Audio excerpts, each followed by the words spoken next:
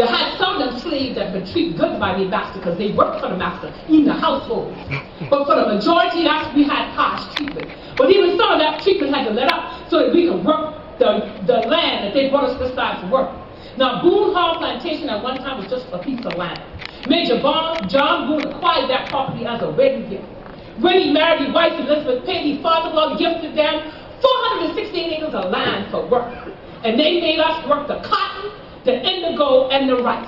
Now for the Boone family, the cash crop, meaning the crop that was making them the most amount of money, was the cotton and the indigo. That indigo is that blue plant that make that blue and purple dye, that plant that make the blue and purple dye. Yeah, they made a whole lot of money off that plantation with that indigo, that rice, and the cotton. Then in the early 1800s, the Hogback family come, and them fellas had us work the brick. They must have came to the plantation, saw that red clay mud, and decided to go to the brick making business. The slaves off of Boone Hall Plantation was putting out some 14 million bricks a year, providing bricks for all kinds of historic sites, Fort Sumter, historic churches, historic buildings all over Charleston and all over South Carolina. Brick. We worked that brick. The oldest building on the plantation is the smokehouse. The smokehouse is where we cured the master meat because we had no refrigeration back then. And the process went like this. The smokehouse ain't been built with no window.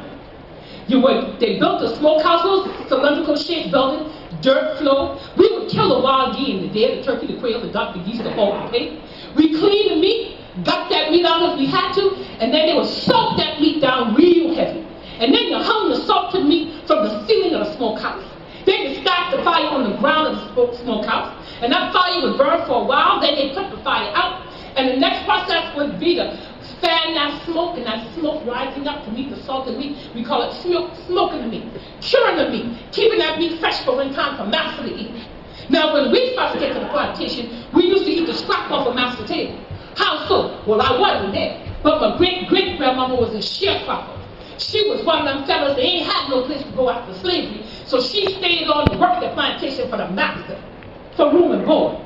But she told us how they would feed us from the trough. At the ringing of the first bell, they had a group of slaves that would go to the trough, and they would gather the food from the trough to the hand to the mouth. And when they rang the second bell, that means they had to hurry and move away from the trough, so the next group of slaves could go forward. No wonder she used to try us all the time. We didn't understand. Look, young children, why are you trying to choke your food down so fast? Slow down, you eat. Ain't nobody trying to ring no bell. Gullah.